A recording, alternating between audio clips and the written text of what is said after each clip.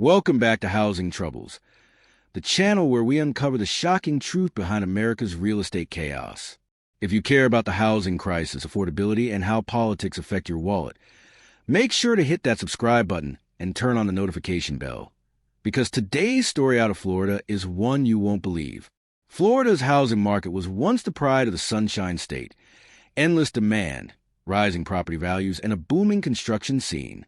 But behind the glossy headlines and luxury developments lies a dark reality the governor doesn't want you to see. The state's real estate bubble is cracking fast, and the fallout could be catastrophic. For years, investors flooded Florida, buying up entire neighborhoods, driving prices through the roof. Regular families were pushed out, priced out, and left with nowhere to go. Mortgage rates soared, taxes doubled, and insurance companies started pulling out. What was once a homeowner's dream has become a financial nightmare. Now, as the economy slows, the truth is surfacing. Thousands of homes sit unsold, and foreclosures are quietly climbing. Experts are warning this could be the biggest correction since 2008. But instead of addressing the problem, state officials are downplaying the numbers, insisting everything is under control. Meanwhile, residents are drowning in debt, unable to afford even basic shelter in their own state. Satellite cities once booming with development now show unfinished projects and empty streets. Builders have paused construction, buyers have backed out, and property values are finally starting to slide. Florida's so-called housing paradise is unraveling fast. The governor's office continues to project confidence, but insiders admit privately that the state is running out of tools to stabilize the market. And with inflation still high and wages lagging far behind, the worst might still be ahead. This isn't just a Florida problem. It's a warning to the entire country. When a market built on speculation and investor greed starts to crumble, it takes real people down with it. Florida's real estate boom once looked unstoppable.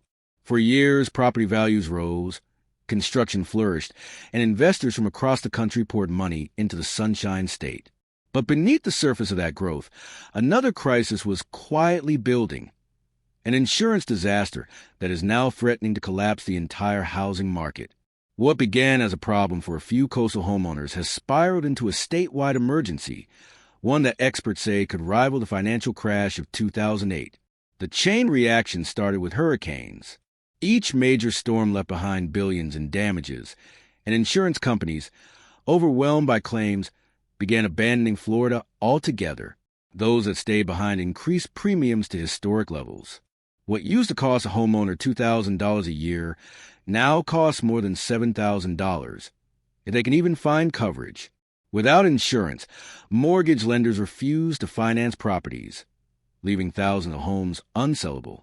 Homeowners are being forced to make impossible choices, either pay the skyrocketing premiums or risk losing everything in the next storm. This crisis didn't appear overnight.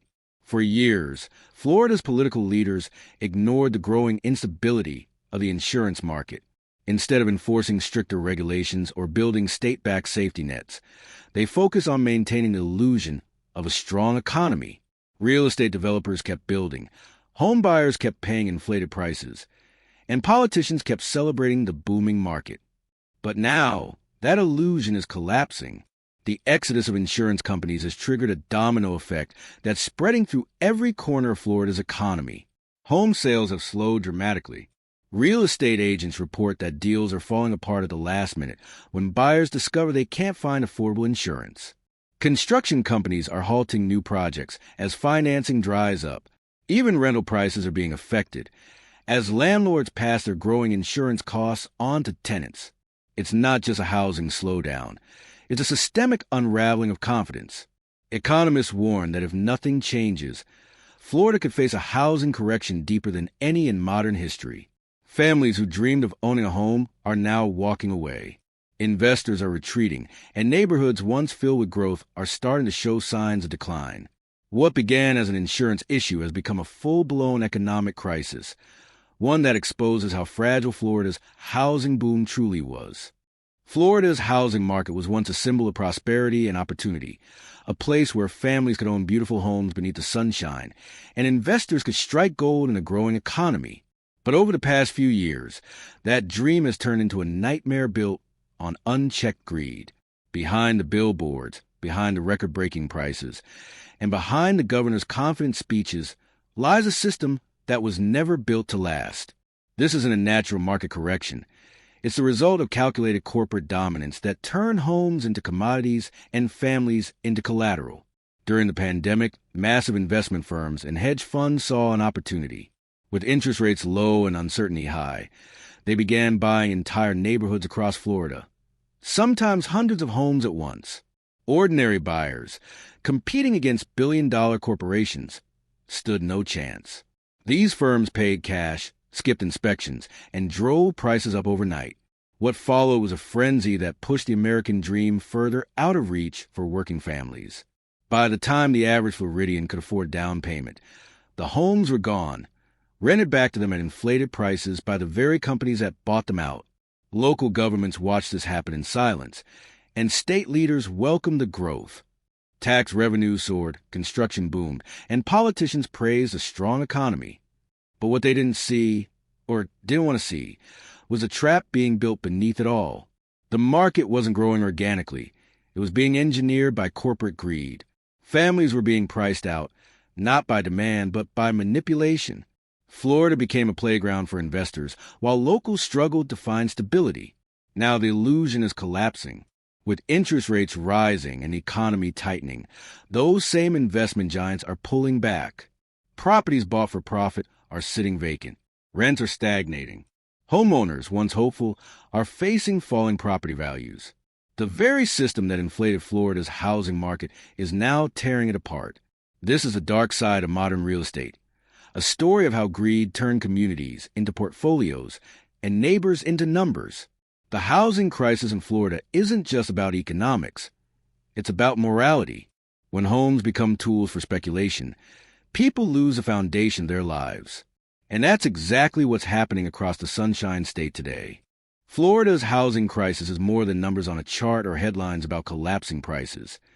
It's a deeply human story of families, retirees, and workers who are watching their lives unravel in real time. Across the state, ordinary people are facing the devastating consequences of a market that promised stability but delivered despair. Behind every foreclosure notice, behind every for sale sign, there's a family struggling to hold on to a dream that once felt secure. The Florida housing nightmare isn't just about economics. It's about people on the edge. In Miami, a young couple who saved for years to buy their first home now find themselves drowning in unexpected costs. Their property taxes doubled, insurance premiums skyrocketed, and maintenance expenses became impossible to manage. They tried to sell, but buyers disappeared as interest rates rose.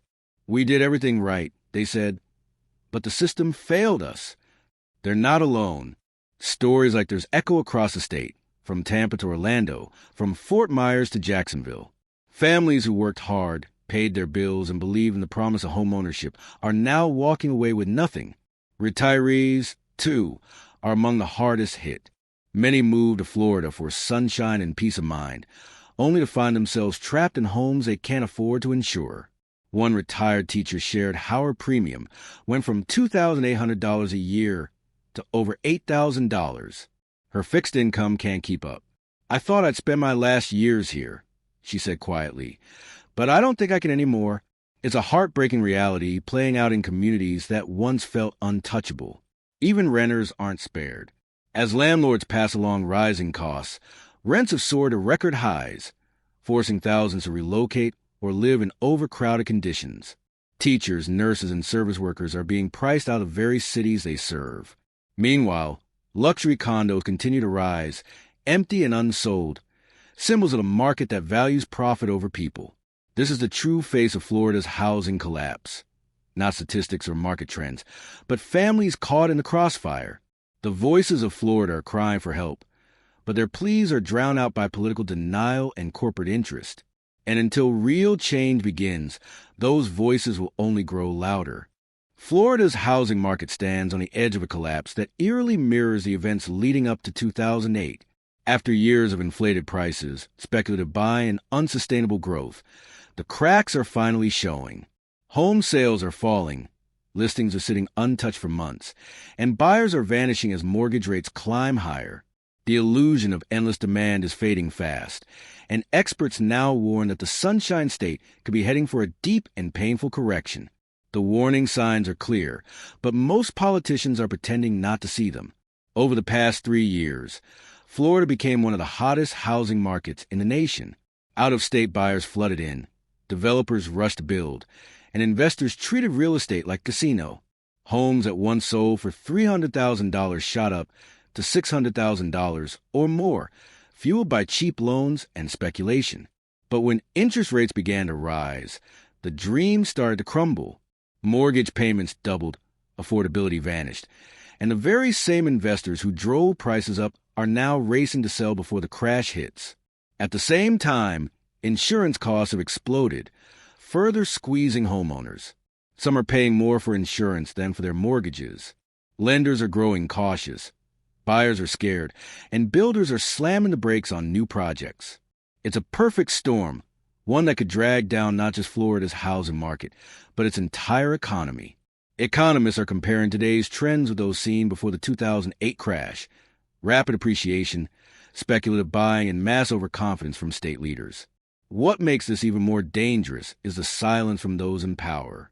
The governor's office continues to insist that Florida's economy is strong. But behind closed doors, local officials admit they're worried. The signs are everywhere: increasing foreclosures, declining home equity, and a growing number of owners walking away from properties they can no longer afford. If this spiral continues, the next 12 months could define Florida's financial future. The market that once seemed untouchable is showing how fragile it really is. Just like in 2008, the fall won't happen all at once. It will unfold slowly, painfully, and publicly. The question isn't whether a correction is coming. It's how deep this crash will cut and how many Floridians will be left to pick up the pieces.